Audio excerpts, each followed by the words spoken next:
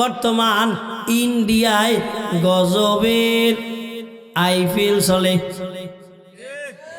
কি চলে? কথা বল না। এই ইন্ডিয়া মুসলমানদের কত দুশ্মন ভাষায় বুঝাইতে পারবো।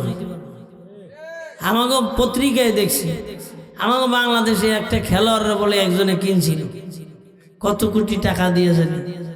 ওরা মুসলমানকে দুর্গন্ধে হেডারেও বাদ দিছে, কয় বাংলাদেশ থেকে আমরা আনবো না, আমরা শেখ হাসিনার পক্ষে যুদ্ধ ঘোষণা করব। কথা কয় না, কথা কন। শেখ হাসিনার পক্ষে যে যুদ্ধ ঘোষণা কইরা আমার বাংলাদেশের সেই কি কয় গ্রামের ছেলেরা হেডারে পিড়াইতে নেয় নাই ইন্ডিয়া, পিডায় পিডায় মাইসে কয় সোনার ছেলে। আমি কই সোনার ছেলে হলো কোরআনের হাফেজ যারা। কথা বলেন ঠিক না? সোনার ছেলে তো নাজমুস সাকিব, সোনার ছেলে তো তাকরিম, সোনার ছেলে তো জাকারিয়া, সোনার ছেলে যারা সোনার মেডেল নিয়ে বাংলাদেশে পদার্পণ করেছেন কোরআনের আলো নিয়ে, মুসলমানের আওয়াজ দিয়ে বলেন ঠিক না? এরাই সোনার ছেলে। আর আমি আগে কি গ্রামের ছেলে, কিসের ছেলে? গ্রামের ছেলে। এরা সোনার ছেলে না। বাংলাদেশ কত হতভাগা দেশ, বাংলাদেশের রাষ্ট্রনীতি কত হতভাগা। শুধু 92% মুসলমান, অথচ একজন কোরআনের হাফেজ সারা বিশ্ব থেকে জয় নিয়ে বাংলাদেশে আসে। বাংলাদেশের সরকারের একটু টনক নড়ে না, মাথা ঘামায় না। কোন নাস্তিক যদি আসে তার মাথা ঘামে। কথা বলো না কেন? আল্লাহ ওদের সহি বুঝদান করো। আমরা হুজুররা খালি মাঠে চিক্করি বাড়ি আর দৌড় বাড়ি। আমি মাঝে মধ্যে কই জোরে বক্তব্য দেবো না, দিয়ে লাশ নষ্ট করবো। কে জানেননি? আমলা কামলা যে যে জায়গায় বসা সব আলেম বিদ্বেষী, হুজুর বিদ্বেষী, অধিকাংশ দুনিয়ার জমিনে কোরআন বিদ্বেষী। কথা বলেন ঠিক কিনা? কিসের মাঠে ময়দানে সিরি করি? ওগো কানে যায়নি, ওগো ঘুষ ওরা খায়। কথা বলে না, ওগো ঘুষ ওরা খায়। ওরা কোরআন বিরোধী কাজ করে। আল্লাহ বুঝার তৌফিক দান করেন। জোরে খান। হ্যাঁ, তো আমরা আমাদের জবানটা কই নিয়ে গেছি? গাজার দ্বারে। কোথায় নিয়ে গেছি? আর কোথায়? জুয়াই। কোথায় জুয়াই? কেমনি? আমি দেখি নাই, তবে আমার তো গোয়েন্দা বাহিনী আছে। কই হুজুর, একটা ছক্কা যদি এই ওভারে মারতে আরে এতটা বাজি, ছক্কা কাটা। হ্যাঁ হুজুর, এত রান করাইয়া দেবে। কত রান? এত রান করাইয়া দেবে। খেলে কোথায়? খেলে ইন্ডিয়া। রান করায় কোথায়? মানে পাগল যে হইছে। কথা কয় না? হ্যাঁ, ইন্নামা ইউরিদু শাইতান আইয়ুকিআ বাইনাকুমুল আদাওয়া। শয়তানের চাহাত কি? শয়তানের চাহাত হইল এই, খেয়াল করেন, এই জুয়া দিয়া আমগো ভিতরে বিভেদ তৈরি করা, মারামারি তৈরি করা, হানাহানি তৈরি করা। এইটাই শয়তানের ইরাদা। চিল্লা এখন ঠিক কিনা? দুই একজন উঠলে মনে হয় জানি এগো আমার বিলকিস রানীর কিচ্ছা কাহিনী ধরে শুনেছি, এছাড়া পথ দেখতেছি না।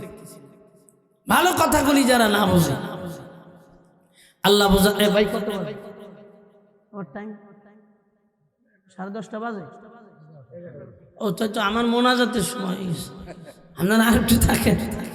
আমি একটা আয়াত পড়ছি, অল্প একটু একটা হাদিস পড়ছি, এটা পুরো বিদায় নেব ইনশাআল্লাহ। বলে বাবাজি আল্লাহর বান্দারা, নবীজি আমার আপনার কাছে ওরা প্রশ্ন করে, 1 নম্বর হলো মদের ব্যাপারে, 2 নম্বর হলো জুয়ার ব্যাপারে।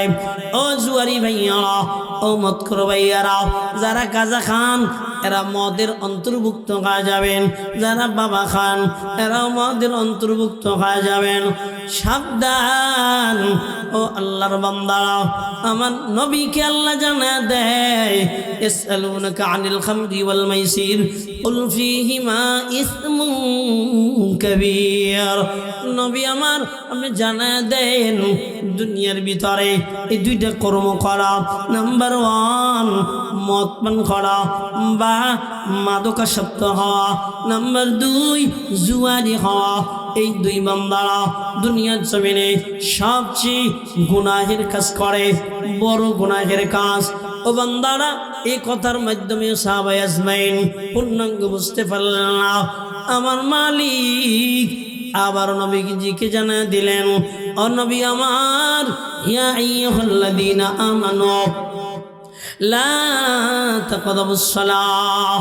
নবী আমার, আপনি ঈমানওয়ালাদেরকে জানিয়ে দেন, এরা যেন মাদকাসক্ত অবস্থায় নামাজের ধারে কাছেও না যায়। নবীজি আমার কোরআন পড়ে জানিয়ে দিলেন।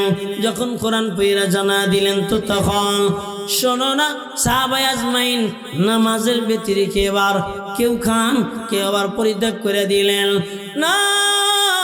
ও আল্লাহর বান্দারা, ইতিমধ্যে নবীজির সাহাবী, আল্লাহর নবীজির সাহাবী সম্ভবত আতবার ইবনে মালিক রাদিয়াল্লাহু তাআলা সাহাবায়ে আজমাইনদেরকে দাওয়াত দিলেন।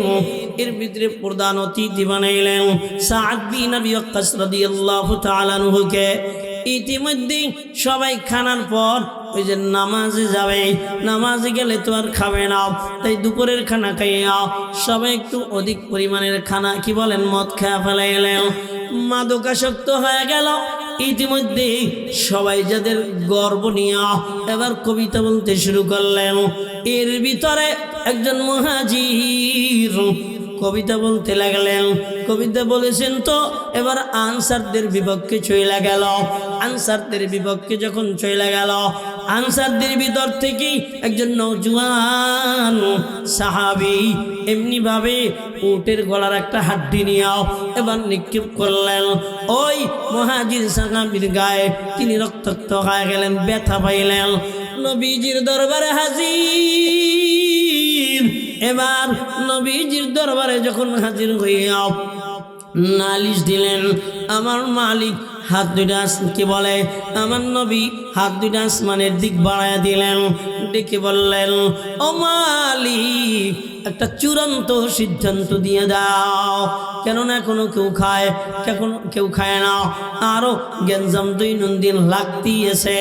আমার আল্লাহ এবার কোরআনের আয়াত নাজিল করে দেয়, ইয়া আইয়ুহাল্লাযীনা আমানু ইন্নামাল খামরু ওয়াল মাইসিরু ওয়াল আনসাব ওয়াল আজলাম রিজসুম মিন আমালিশ শাইতান।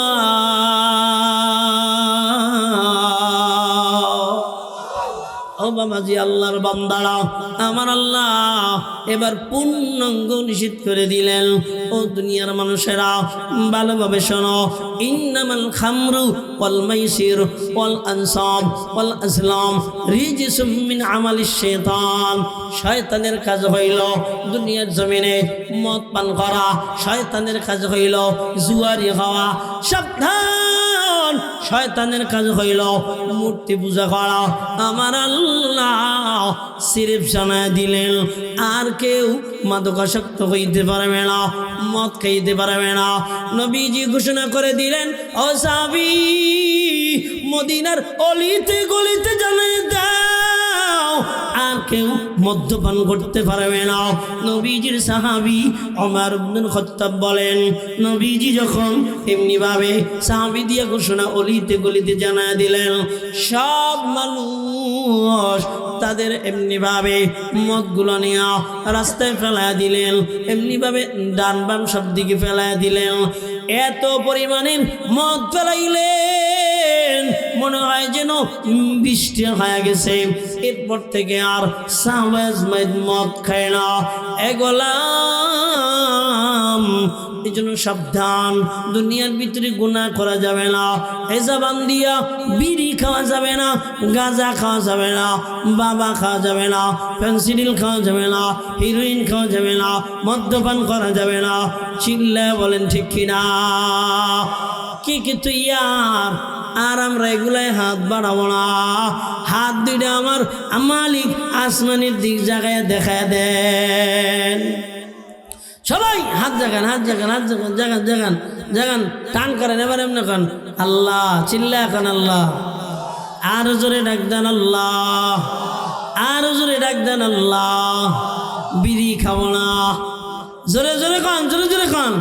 বিড়ি খাবো না, গাঁজা খাবো না, বাবা খাবো না, আর বাবা খাবো না, গাঁজা খাবো না, বিড়ি খাবো না। আল্লাহ তুমি কবুল করে নাও, চিল্লা বলেন আমিন। ও বাবাজি, আল্লাহর বান্দারা, এই মাদকাসক্ত হইলে ও যুবক, আমার আল্লাহ কিয়ামতের ময়দানে